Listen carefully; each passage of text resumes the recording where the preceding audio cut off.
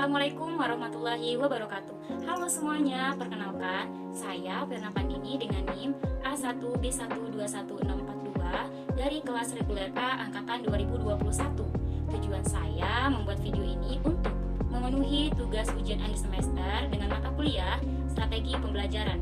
Dosen pengampu Ibu Lucia Oktriwini, MPD. Dalam video ini, saya akan menjelaskan tentang pengalaman saya dalam belajar satu semester, yaitu tentang kendala atau keluh kesah dan manfaat dari belajar mata kuliah strategi pembelajaran.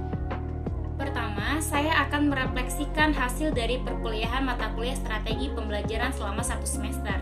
Nah, perlu diketahui teman-teman bahwa strategi pembelajaran itu termasuk ke dalam model pembelajaran.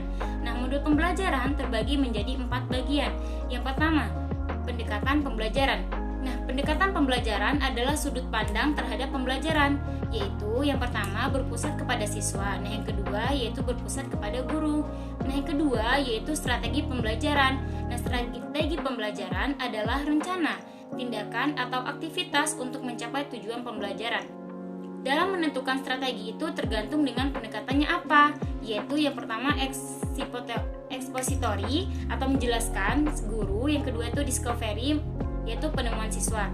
Nah, nanti akan saya jelaskan apa saja strategi pembelajaran yang dapat diterapkan oleh guru ketika mengajar. Nah, yang ketiga metode pembelajaran. Nah, metode pembelajaran adalah implementasi dari strategi termasuk teknik pembelajaran di sana. Banyak sekali metode yang dapat diterapkan oleh seorang guru atau sebagai calon pendidik nantinya, yaitu yang pertama metode pembelajaran diskusi, yang kedua metode pembelajaran tanya jawab, yang ketiga metode pembelajaran problem solving, dan masih banyak lagi.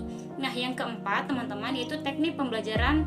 Teknik pembelajaran adalah trik untuk mencapai tujuan pembelajaran. Yang pertama, sesuaikan dengan situasi kelas, yang kedua kondisi siswa, tiga kondisi lingkungan, 4 situasi dan lingkungan. Nah, apa saja 12 strategi yang sudah dipelajari selama perkuliahan satu semester mata kuliah strategi pembelajaran? Nah, yang pertama yaitu strategi pembelajaran memori atau menghafal atau ingatan. Nah, strategi ini dapat diterapkan kepada murid untuk meningkatkan daya ingat atau pengetahuan terhadap proses pembelajaran siswa terhadap materi yang telah dipelajari atau sedang berjalan. Nah, yang kedua teman-teman yaitu ada strategi pembelajaran kognitif.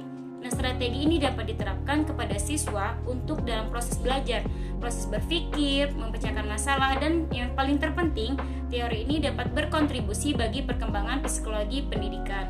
Nah, yang ketiga yaitu strategi kompensasi, yaitu dapat diterapkan kepada siswa untuk memberikan sebuah apresiasi terhadap murid. Kenapa harus diberi apresiasi sih? Karena agar memotivasi murid lainnya untuk meningkatkan semangat peserta didik belajar, terhindar dari rasa malas, peningkatan disiplin, memiliki jiwa bersaing, mempermudah mencapai tujuan pembelajaran. Nah, yang keempat yaitu strategi metakognitif. Nah, strategi ini sebagai sarana seorang atau siswa berpikir secara mendalam hingga diperoleh suatu jawaban yang dibutuhkan dalam setiap permasalahan. Dan juga metakognitif sebagai salah satu usaha yang dilakukan dalam membentuk orang yang gemar belajar terhadap suatu hal. Nah, yang kelima yaitu strategi pembelajaran afektif. Strategi pembelajaran afektif ini diterapkan untuk siswa yang menekankan pada nilai baik atau tidak baik dan sikap murid baik sopan atau tidak sopan yang diukur dan dapat memilah mana yang baik dan mana yang salah. Yang keenam yaitu strategi pembelajaran sosial. Nah, strategi ini dapat diterapkan sebagai usaha membangun sikap etika dan tingkah laku siswa yang demokratis dengan cara menghargai setiap perbedaan dalam realitas sosial yang berkembang di dalam kelas. Nah, yang ketujuh itu ada strategi pembelajaran inquiry. Nah, strategi yang ketujuh ini adalah dapat diterapkan seorang guru untuk mengembangkan keterampilan berpikir siswa secara kritis dan kreatif. Nah, yang kedelapan yaitu ada strategi pembelajaran berbasis masalah. Strategi yang kedelapan ini adalah strategi pembelajaran yang melibatkan peserta didik untuk memecahkan masalah. Dengan strategi ini, peserta didik sekaligus memiliki keterampilan untuk memecahkan masalah. Yang kesembilan yaitu strategi pembelajaran kooperatif. Nah, strategi ini dapat diterapkan ke peserta didik untuk meningkatkan hasil belajar akademik, penerimaan terhadap individu, dan pengembangan keterampilan sosial. Nah, yang ke-10 yaitu strategi pembelajaran ekspositori. Nah, strategi ini materi pelajarannya disampaikan langsung oleh guru kepada murid, dapat diterapkan untuk menekankan pada proses penyampaian materi.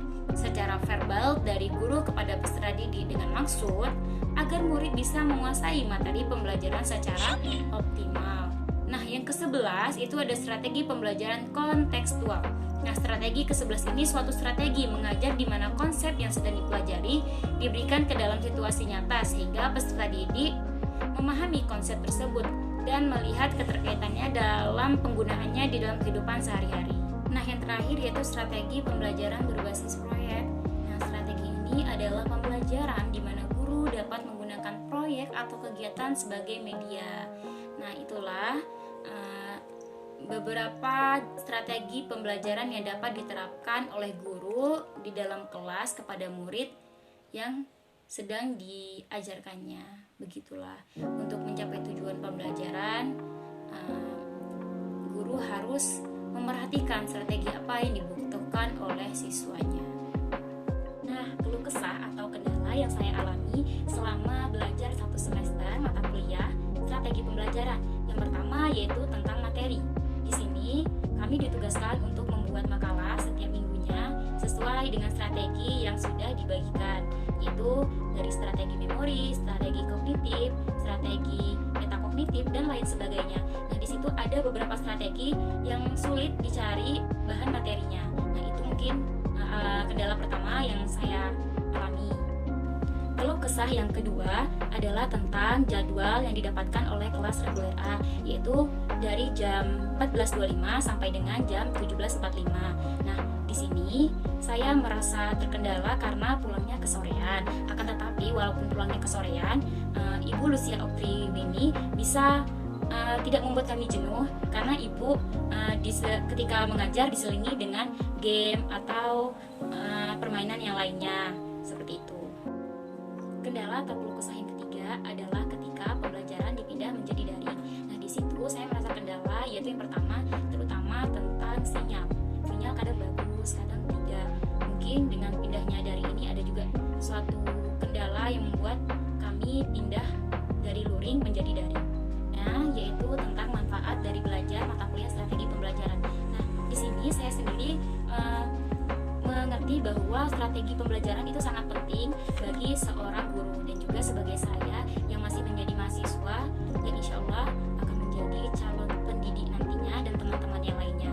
Dan di sini strategi pembelajaran ini sangat penting dipelajari karena satu strategi saja tidak cukup untuk diterapkan kepada murid di kelas, dan juga beda kelas itu juga beda strategi yang diterapkan oleh guru, tidak bisa sama karena seorang guru harus melihat situasi dan kondisi dan sifat untuk menerapkan strategi pembelajaran di kelas tersebut. Nah, teman-teman, itulah yang dapat saya sampaikan. Semoga apa yang saya sampaikan dapat bermanfaat bagi yang menonton video saya. Saya akhiri. Wassalamualaikum warahmatullahi wabarakatuh.